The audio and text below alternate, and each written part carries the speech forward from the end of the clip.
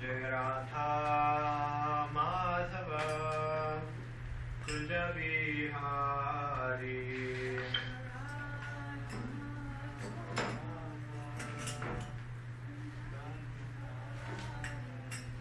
Jai Radha Madhava Kunja Bihari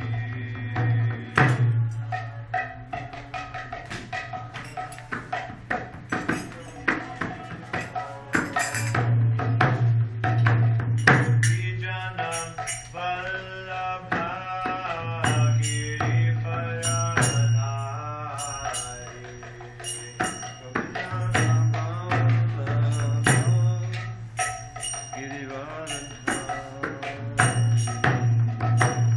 Gopijana Vallabha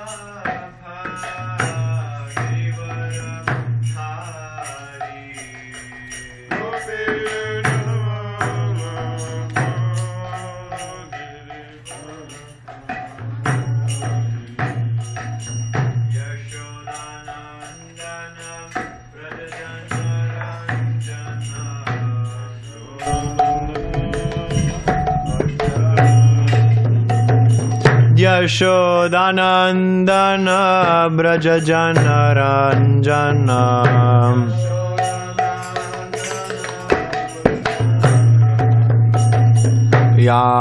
Yamunatira Vanachari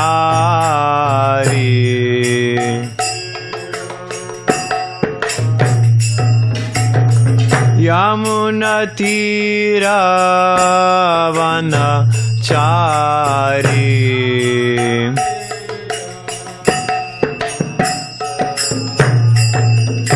Jaya Radha Madhava Kunja Bihari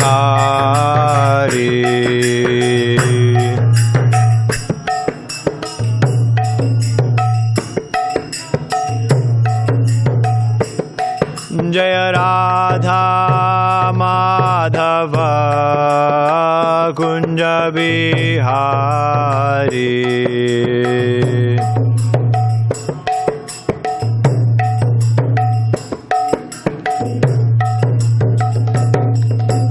Gopijana Vallabha Girivara Dhari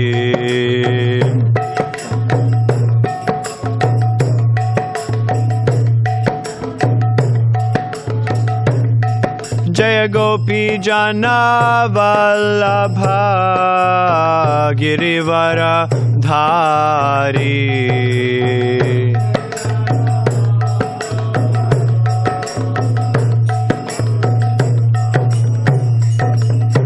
Yashodanandana Brajajanaranjana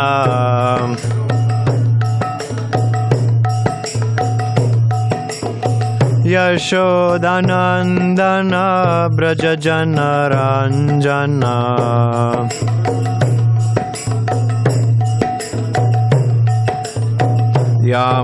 Yamunatira Vanachari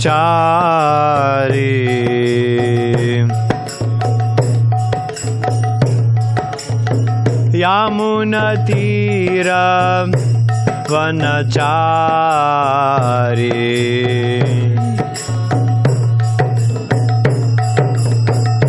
Jaya Radha Madhava Kunja Bihari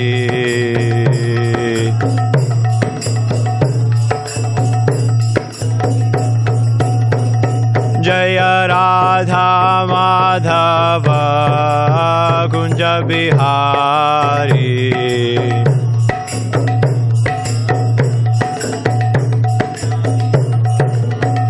Jaya Radha Madhava Kunja Bihari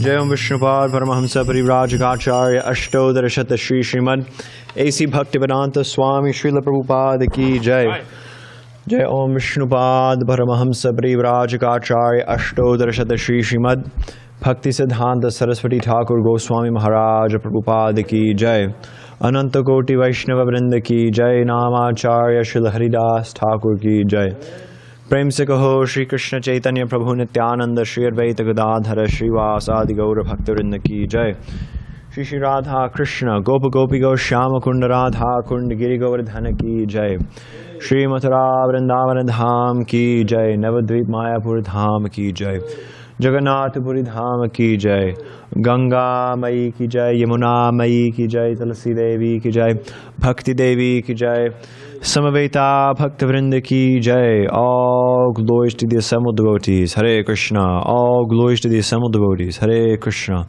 All glories to the assembled devotees. Hare Krishna. All glories to Shri Shri Guru and Shri Gauranga.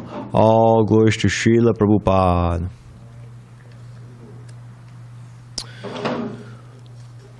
Om Namo Bhagavate Vasudevaya. Om Namo Bhagavate Vasudevaya. Om Namo Bhagavate Vasudevaya. We are reading from Srimad Bhagavatam, Canto 6, Chapter 5, text number 12. Eka Eveshwaras Turyo Bhagavan Swashraya Paraha Tam Adrishtva Bhavam Pumsa Kim Asat Karmabhir Bhavet Eka Eveshwarasturyo Bhagavan Swashraya Paraha Tam Adrishtva Bhavam Pumsa Kim Asat Karmabhir Bhavet Eka Eveshwarasturyo Bhagavan Swashraya Paraha Tam Adrishtva Bhavam Pumsa Kim Asat Karmabhir Bhavet Eka Eveshwarasturyo Bhagavan Swashraya Paraha Tam Adrishtva Bhavam Pumsa Kim Asat Karmabhir Bhavet.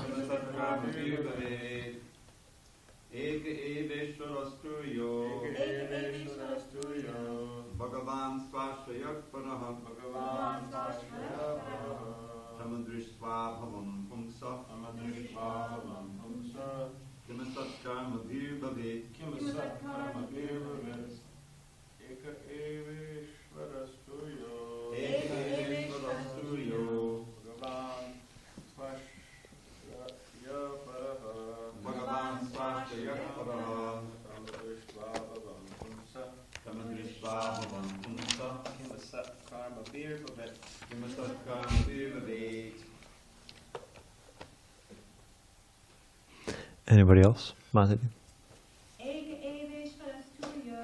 Eveshwarasturyo Bhagavan Swashraya Paraha Tamadrishtva Bhavam Pumsa Kimasat Karma Bhir Bhaved.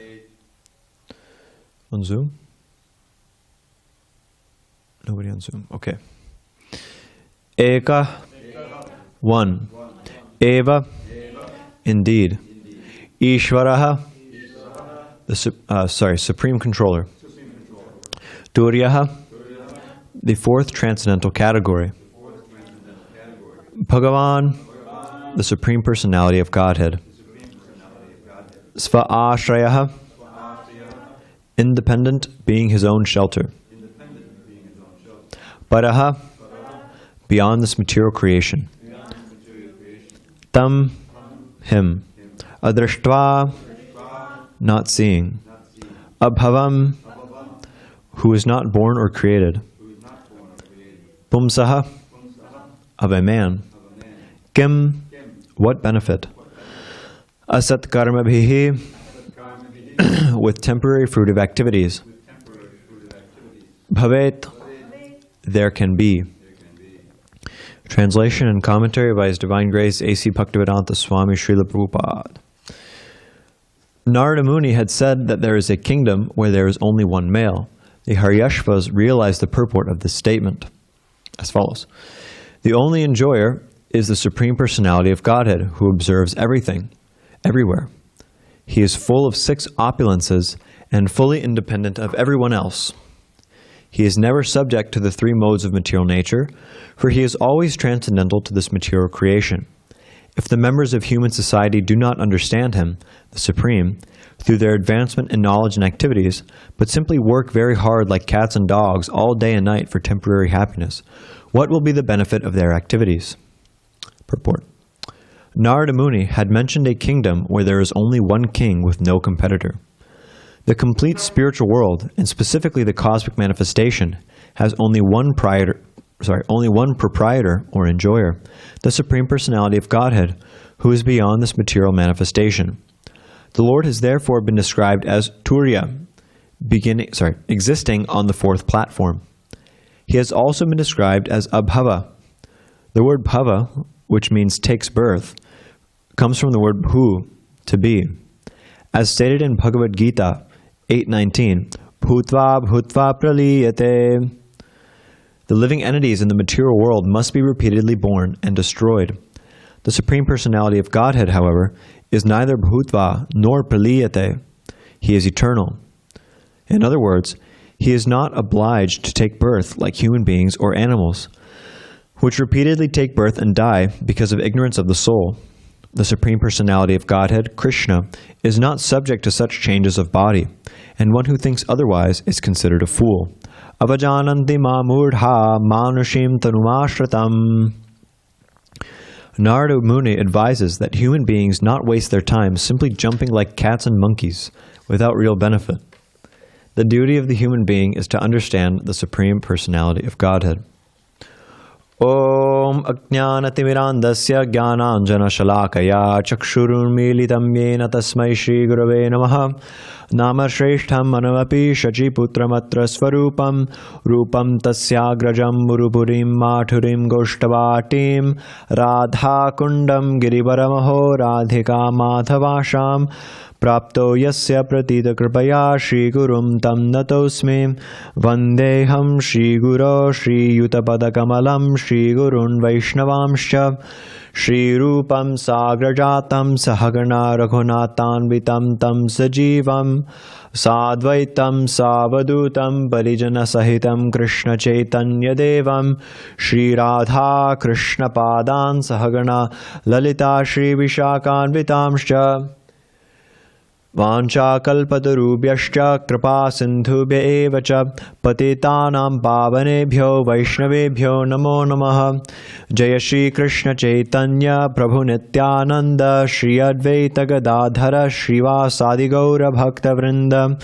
Hare Krishna Krishna Krishna Hare Hare Hare Rama Rama Rama Hare Hare. Okay. So this verse is, amongst other things, describing how Krishna, as the Supreme Personality of Godhead, has no competitors, in the sense that nobody can compete with his opulence, nobody can compete with his glory. There is nobody who even comes close to being anything like Krishna. However, in this world, we see that Krishna actually has many competitors, or at least so-called competitors, in the sense that they're trying to compete with him. He's not trying to compete with them, but they're trying to compete with him in vain, of course. And so therefore, either one, they don't accept Shastra whatsoever. They don't accept the statements of Shastra. They're completely unaware of the statements of Shastra. So they just kind of go through the motions of material life and like Prabhupada says in this purport, waste their time simply jumping like cats and monkeys without real benefit. And then, of course, they die and they take birth again, and bhutva bhutva praliyate, like that, they continue on again and again. There's this verse, dharma svanishtatapum sam vishvaksena katasuyat notpaded yatiratim shrama eva hi kevalam. So whatever one does in this world without reference to dharma, or even if there is reference to dharma, if it doesn't awaken love for the Supreme Personality of Godhead, then shrama eva hi kevalam, then it's just a complete waste of time. Kevalam means completely. So activity in this world for sense gratification, for any kind of material benefit, is not just a little bit of a waste of time, but it's completely a waste of time. And so, therefore, one should inquire, one should look into what the absolute truth is. And there are many people who claim to have the absolute truth, but unfortunately, when things like this, even they might reference Shastra, but even when verses like this come up in Shastra, that the only enjoyer is the Supreme Personality of Godhead, who observes everything everywhere. He is full of 6 opulences and fully independent of everyone else. He is never subject to the 3 modes of material nature, for he is always transcendental to this material creation. So when verses like this come up in Shastra, then people, certain unscrupulous people, will deny it. They'll, all kinds of word jugglery they'll give. Like, for example, Prabhupada gives the example that Dr. Radhakrishnan, in his translation of the Bhagavad Gita, and the seminal verse of the Bhagavad Gita, Sarva dharman parityajya mam ekam sharanam vraja aham tvam sarva papebhyo mokshayashyami ma shuchaha. That when Dr. Radhakrishnan commenting on this, he said, Krishna is not saying surrender unto me, he's saying surrender unto the unborn spiritual energy within me. But Krishna makes it very clear. Krishna says, Mam ekam sharanam vraja. Mam means me. Ekam means only, or one. But in this context, it means only. And sharanam means take shelter of, or surrender to. And vraja means to go. So Krishna makes it very clear. And so what's the cause of people taking these statements of Shastra and somehow or other adulterating them to serve their own purpose? The cause is envy.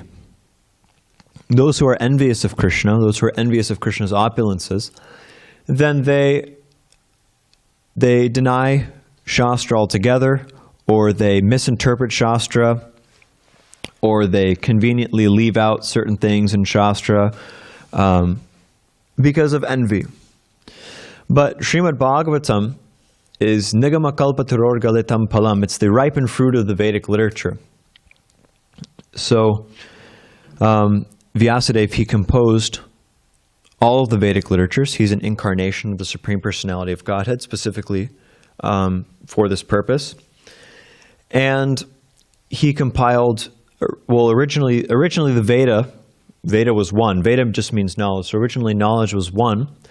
And then at the end of the previous age, Dwapara Yuga, and the beginning of this age, Kali Yuga, which is degraded in many ways, this knowledge was divided into 4. Veda was divided into 4 Vedas, which is now how it's commonly known as Rig, Yajur, Sama, and Atharva. So these 4 Vedas give all kinds of knowledge of impersonal Brahman, knowledge of worshiping the Supreme Lord, knowledge of the Supreme Lord. But they're very difficult to one is they're very long, and they're also very difficult to understand. So Vyasadeva, understanding this, he basically condensed the essence into a work called the Vedanta Sutras. Vedanta literally means the end of the Vedas, or that's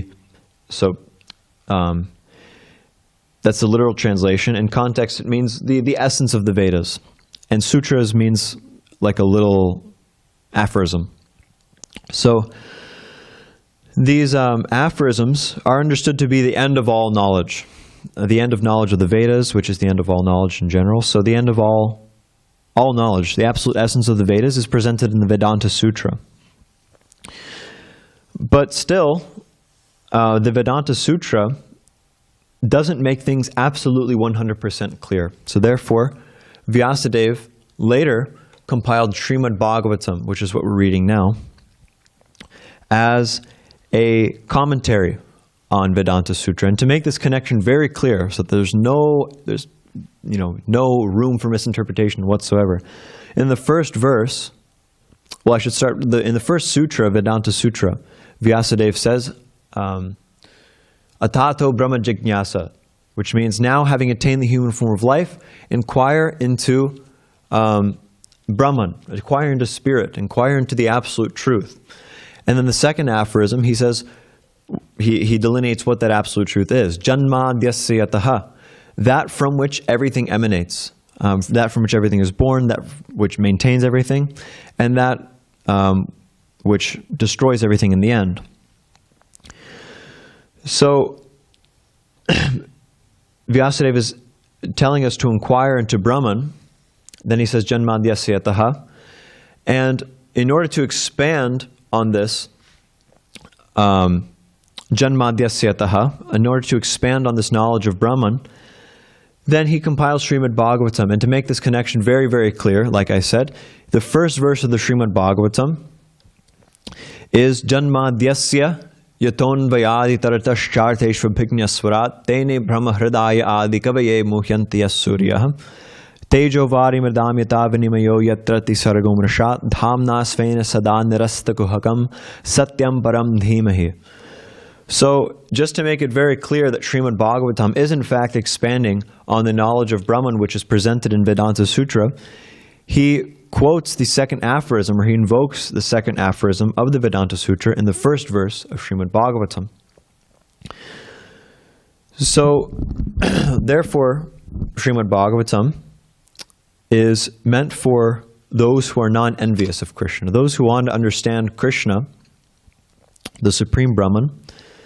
They understand Srimad Bhagavatam. Therefore, the second verse says, Dharmaf projata gaitavotra paramo nirmat saranam satam. Nirmat saranam satam means those who are non-envious. Those who are non-envious try to understand this scripture, which casts out very far away all kinds of cheating religion and religion which is materially motivated.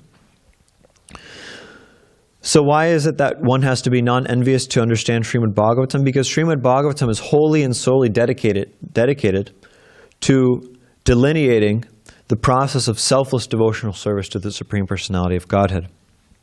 There's a pastime at the beginning of the Srimad Bhagavatam, the first canto, where Vyasadeva, after compiling all of the Vedic literatures it's described, which includes Bhagavad Gita, includes Vedanta Sutra, includes the four Vedas, includes all of the Puranas, Itihasas. After compiling all of these texts, Vyasadeva felt dissatisfied with his work. He felt like he'd missed the mark, like something was missing. And upon further reflection, he realized that, well, there's this verse, Kimva bhagavata dharma na prayena nirupata priya paramahamsanam ta eva hyachata priyaha. He realized that maybe the reason that I'm feeling despondent, the reason I'm feeling dissatisfied, is because I haven't written a work which is wholly and solely dedicated to delineating Bhagavad Dharma, which is the highest form of Dharma, which is devotional service to the Supreme Lord. So, the need for compiling Srimad Bhagavatam, the reason why Vyasadeva didn't feel satisfied with all of the other Vedic literatures without Srimad Bhagavatam, is because they're not wholly and solely dedicated to showing the way of the Paramahamsas. Like this verse says, Priya Paramahamsanam te eva hyachata priyaha. This Bhagavad Dharma, devotional service to the Supreme Lord, is very dear to the Paramahamsas, means those who are already perfected, and it's also dear to the Supreme Lord. So, Vyasadeva wanted to show the way of the Paramahamsas. He wanted to show that process which even Paramahamsas, those who are on the topmost level of spiritual realization, follow. Therefore, another name for Srimad Bhagavatam is Paramahamsa Samhita. So, one lesson one can glean from this pastime of Vyasadeva is that following any other scripture, any process presented in other scriptures without reference to Srimad Bhagavatam is useless practically. And there's a verse to this effect within Srimad Bhagavatam. Ye nye ravindakshama muktamaninas tvayasta bhava davishuddha buddheha aruhya kritshrena param padam tatav patantyadav nadriti yushmadangreha. That those who follow other shastras and other processes in other shastras, namely impersonalism, thinking that Krishna or that God is just some impersonal force, impersonal light, or that we're all God, or following these very austere yoga practices which are presented by Patanjali in the Yoga Sutras, or following, karma kanda, or doing sacrifices and worship to get some kind of material benefit, become very rich or become very beautiful or what have you. So all of these other processes, without reference to the processes in Srimad Bhagavatam, are useless. Why? Because they cause one, they don't take one to the highest level.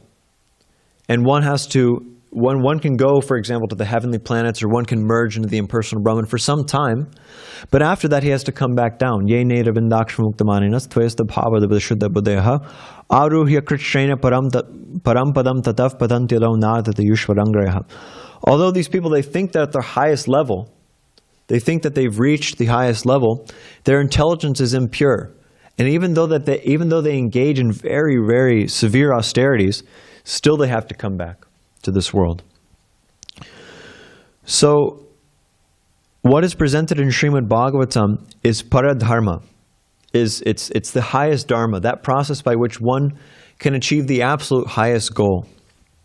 And in the 6th verse of the second chapter of the first canto, there's this verse, Savaipam samparo dharmo yato bhaktirid hokshaje ahaityaka pratihataya yatma suprasidati. That paradharma is that dharma by which men can obtain, by which people can obtain the devotional service of the Supreme Personality of Godhead. And why is this paradharma? Why is this the highest dharma? Because, one, it's spoken by the Lord. This process is given by the Lord Himself in Bhagavad Gita and other shastras. And so what is spoken by the Lord is to be accepted as dharma. Dharma what is it? Dharmam tu sakshat bhagavat pranitam navaivitur rishayo napi deva nasiddha mukhya asara manushya kutona vidyadara charanadeha. That whatever is spoken by the Supreme Lord, that is dharma. That is the real thing, the real process that one should follow. And it's not so easily understood. It's not understood by the siddhas, the liberated people. It's not understood what to speak of human beings or demons or yogis, etc. One can understand this Bhagavad Dharma, one can understand this paradharma only by devotional service to the Supreme Lord. Bhaktya mam abhijanati yavan yaschasmi tattvadah tato mam tattato gyadva vishate tadanantaram. So just like the examples given, if one wants to get a job, if you want to gain entrance into a particular company or something like that, you have to go to the CEO of the company or to whoever is conducting the interviews, and you have to please that person. You have to, it's not that you can just walk in there and demand that I'm very qualified, therefore give me a job. You have to kind of schmooze the person, you have to kind of please them. Of course, we're not schmoozing Krishna, but on the material platform, you have to please the person. And then if the person's pleased with you, then they'll grant you entrance into the company, or they'll grant you entrance into whatever it is. So similarly, by this bhakti, one can know the nature of the Lord in truth. Maya sakta manavparta yogam yunjan malashreha asamshayam samagram mam yatha gyasasi tachranu. That by practicing yoga, bhakti yoga, in full consciousness of the Supreme Lord, having taken shelter of Him, asamshrayam samagram mam yatha gyasasi tatshranu, then one can understand the Supreme Lord free from any kind of doubt. You can know Him in truth, free from any kind of doubt. And knowing the Lord in truth means knowing Him as a person. Like this verse says, that He's the Supreme Controller. He's the Supreme Controller. He's full in 6 opulences, fully independent of everybody else, not subject to the modes of material nature. The next verse talks about His abode. So, how can you have a controller full in 6 opulences with his own abode and not have a person? And similarly in Bhagavad Gita, Krishna says, Mam ekam sharanam raja. Krishna is saying, me, Mam. How can something that's not a person, a personality, say me? Who is the me, if not a person? Similarly, Lord Brahma confirms in Brahma Samhita, Govindam Adi Purusham Tamaham Bhajami. And again in Bhagavad Gita, Param Brahma Param Dhama Pavitram Paramam Bhavan Purusham Shashvatam Divyam Adi Devam Ajam Vibhum. Arjuna is saying, Purusham Shashvatam Divyam, that Krishna, He's the Supreme Lord, the Supreme Abode, the Absolute Truth, and He's Purusham Shashvatam Divyam. He's a completely transcendental person who's above the modes of material nature, and He's the greatest. He's not born from anybody else, etc. And then after that, He actually says, what is it? Purusham Shashvatam Divyam Adi Devam Ajam. Ahustam Rishaya Sarve Devarshir Naradastata Asito Devalo Vyasa Swayam Chaiva Bravishime. That all these great sages like Narada and Vyas and Asita and Devala, all of them have confirmed this fact that Krishna is the person. Krishna is the Supreme Personality of Godhead. So, this personality of the Lord is, while some people accuse the devotees of being sentimental, of being, anthropomorphizing the Supreme Lord, that, you just can't understand the inconceivable nature of the Supreme Lord. That's why you see Him as a person, you see Him as a little boy, you see that He has all these different human-like qualities. But actually, this personality is inconceivable even to some devotees. For example, Lord Brahma. Lord Brahma is understood. He's a pure devotee of the Supreme Lord. But when Krishna took His incarnation as Krishna in this material world, Lord Brahma was very bewildered. He couldn't fathom that this little boy, Krishna, was the Supreme Lord. And therefore Krishna had to show him. He had to display His opulence in order for Lord Brahma to understand. So this personality of the Lord, it's confidential to all of the Vedas. Why? Because it's inconceivable. How can one conceive of the Supreme Lord, the controller of all the universes, full in 6 opulences, who sees everything at all times, everywhere, who knows the hearts of all living entities, expands into the hearts of all living entities, expands into all the different material worlds, innumerable universes. How can one possibly conceive, without the mercy of the Lord, that this personality can appear as a little cowherd boy wearing a peacock feather in his hair and playing with his friends in the forest? It's very inconceivable. Therefore, Krishna says to Arjuna in Bhagavad Gita, Bhaktosime sakacheti rahasyam hetudutamam, that it's a great secret. It's not so easily understood. It's not so cheaply understood. This personality of the Lord. But if one is sincere and non-envious, niramatsaranam satam, then one can understand. Why? Because he gets the mercy of the Lord. If he tries to love the Lord, if he tries to just simply, if he doesn't try to conquer the Supreme Lord with his puny knowledge, which is impossible anyway, but if he just simply tries to love the Lord for who He is, His opulences and His abode, and His personality will be revealed to one in due course. So in Kali Yuga, the main way for doing this, for developing this relationship with the Lord, is to chant the holy name of Krishna.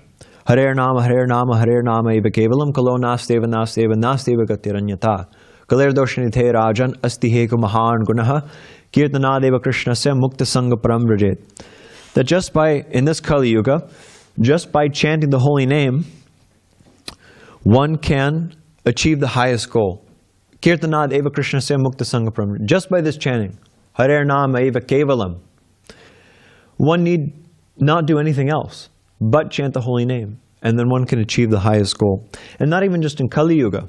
Some people say, "Oh, well, you're just chanting the holy name in Kali Yuga because it's an inferior process, and you can't do yoga, and you can't do meditation, and all these different things." But actually, in all yugas, at all times, this dharma of chanting the holy name of Krishna is the highest. Nama chintamani Krishnas chaitanya rasa vigraha purno shuddho nitya mukto bhinata nama namino. That this name of Krishna is a wish-fulfilling gem. Nama chintamani Krishnas chaitanya rasa vigraha. And it is that means by which one can relish a relationship, mellows with Krishna. Purno shuddho nitya mukto. Purno means it's completely full in and of itself.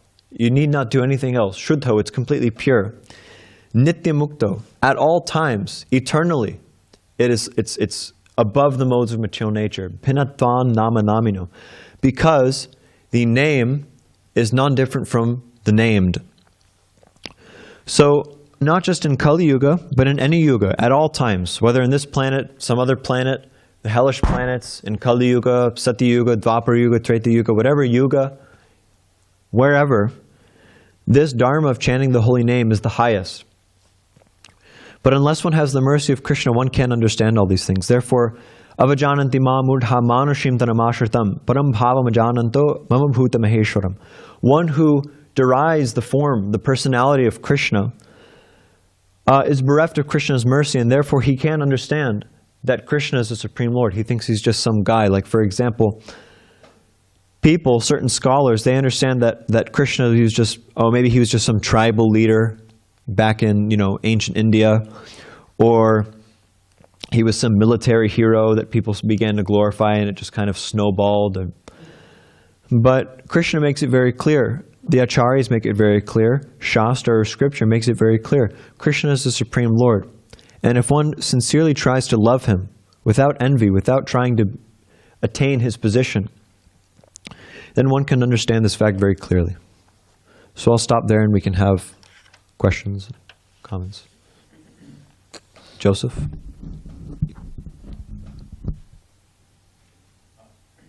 Thank you for the class. You mentioned the great secret. I think I know what that is, but can you explain or expound on that? Well, yeah, the great secret is that God is a person. It's not a secret in the sense that it's supposed to be hidden or something like that, but it's very difficult to understand. That's why it's a secret. So it's difficult to understand, and also it's not completely revealed in all of the Vedas except Srimad Bhagavatam and certain other texts. Mukunda? Please. Yes, Jaya, thank you. In Srimad Bhagavatam, there are two distinctive sampradayas. The one who, because in your mentions you said that there is an intelligent, meaning the ones who know the sastras, and the ones who don't. But in the Srimad Bhagavatam, there's one class of sampradayas, and then the false class of sampradayas. And the absolute truth, I just want to comment and say that Krishna is in all knowledge, the Vedics. I believe there's that knowledge begins with Krishna and stops at the lotus feet of the Supreme Personality of Godhead. But is there one class that has the right interpretation and the other one who has a bogus interpretation? Well, yeah. Those who have the right interpretation are devotees of Krishna, who follow in the footsteps of the Srimad Bhagavatam. So whatever is said in Srimad Bhagavatam is bona fide, because it's coming from Krishna himself. Those who are bogus are those who reject Srimad Bhagavatam, don't give much importance to Srimad Bhagavatam, or don't take the statements in Srimad Bhagavatam at face value. They try to interpret it in all different kinds of ways in order to skew the philosophy that's presented. But if one is sincere and surrenders to a bona fide spiritual master coming in the line of disciplic succession from Krishna himself, then one can understand properly.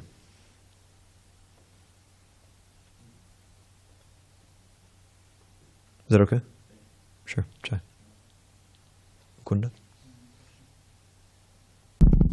This isn't so much about the class, but it was something, I was wondering if anyone else has seen this or confirmed this, but I've heard a lot of devotees, and you mentioned today that in the that others have commented, on Bhagavad Gita in misleading ways, or clearly incorrect ways. But you mentioned the example of one man who wrote a commentary, and then in his commentary on 1866, then he included that line. So I looked at his Bhagavad Gita before. I looked at a couple, seeing if I could find that. And when I looked at his, I didn't find that in that verse. But I did find it, but I've heard many devotees refer to that verse. But as far as I saw, that line comes up in the verse saying that even those who are born in less fortunate birth, such as women and Shudras and Vaishyas, even such people, they can attain me by surrendering unto me, by whatever, the 932. So that's what I saw. That's where that line comes up. Has anyone else? I think Jupiter. That's correct. I have a copy Gita at home, and I'm pretty sure it's his commentary to 934. Which also Krishna talks about surrendering and bowing down, and he says there in that commentary that it's not unto the personal that we have to do it. I can bring it over and see it. I'm pretty sure. I'll confirm. I see. Yeah. So you're saying it's not the Striya Vaishyas one; it's the Manmana. Yeah. Oh. Which is 2 verses later. Well, I said it was Sarvadharman Pratyajya. Yeah. I was repeating that. I hadn't, but yeah.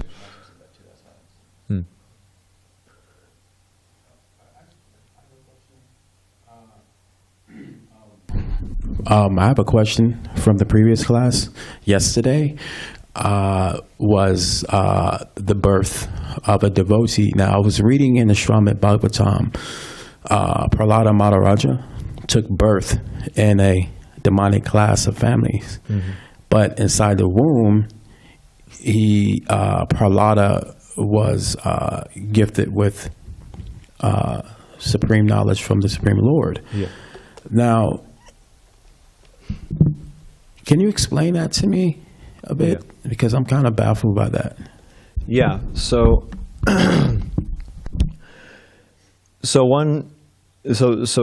one's taking to Krishna consciousness doesn't depend on the family that they're born in. So Prahlad Maharaj, he was a pure devotee.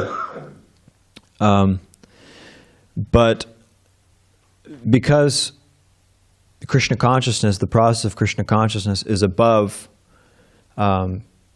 any kind of material designation. It doesn't depend on any kind of material circumstance. Like, for example, Chaitanya Mahaprabhu would always emphasize that one can chant the holy name. It's Chaitodarpana Marjanam of Maha Davagni Nirvapanam Shreya Kairava Chandrika Vitaranam Vidyavadu Jivanam Anandam Buddhivardhanam Patipadam Purnamrita Svadanam Sarvatma Snavanam Param Chaite Shri Krishna Sankirtanam. So, sorry. So this chanting of the holy name, it's the highest process of spiritual realization. It's not dependent on time, place, or circumstance whatsoever.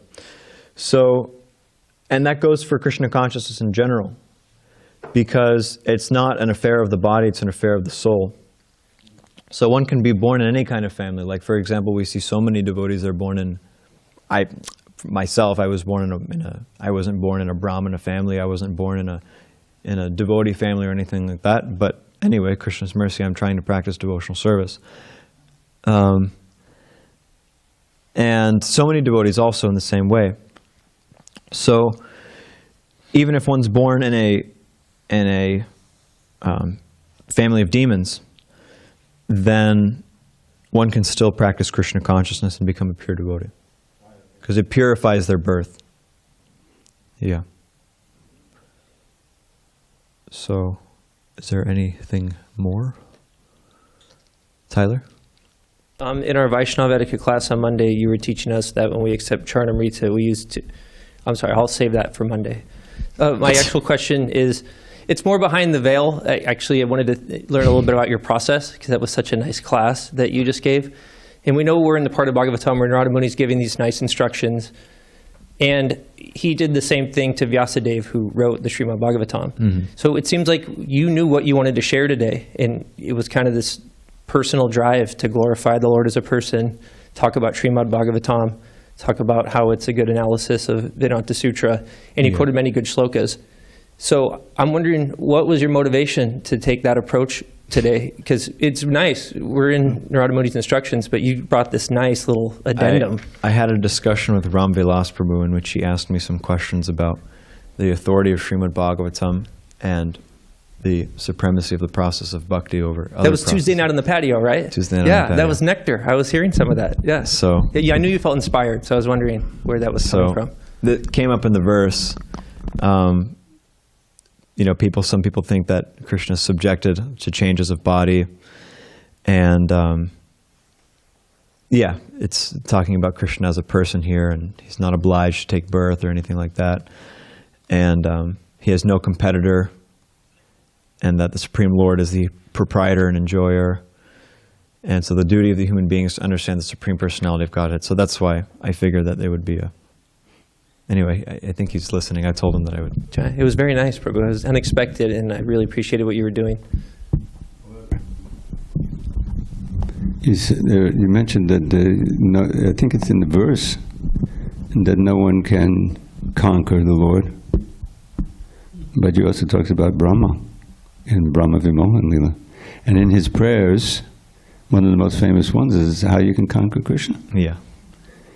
Right? Jigani priyasamudapasya namantaheva jivanti sanmukaditam babadiya bhartam stane stita shrutika tanamanvanobi ye prayaso ajita jita abhitaistrilokya. So he's saying there that this, first of all, throw away all the speculative efforts, jnane priyasamudapasya namant, and surrender to hearing the glories of the Lord from a pure source, from a great realizer. Don't have to take sannyas, don't do anything radical, just stay where you are. But follow this process, and with your mind, body, and words, serve those vibrations, and then you'll be able to conquer the unconquerable Lord. How? By love. By developing love. That's the only way.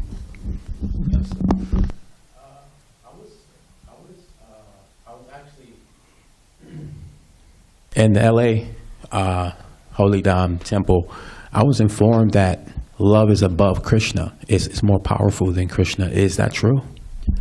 Well, there are statements like that, but it's in the sense that Krishna, when devotees express love to him, or when a devotee really loves Krishna, then Krishna feels like he really wants to reciprocate. And so therefore, in that way, a devotee can control the Supreme Personality of Godhead by his love. Just like a mother, when she hears, she's completely independent of the baby. She's much more powerful than the baby. When the baby starts crying out of love, she's compelled to go help the baby and go tend to the baby. So like this, love can be said to be more powerful than Krishna. But it's in that sense. Okay, so we can end there. Grantaraj Srimad Bhagavatam ki jai.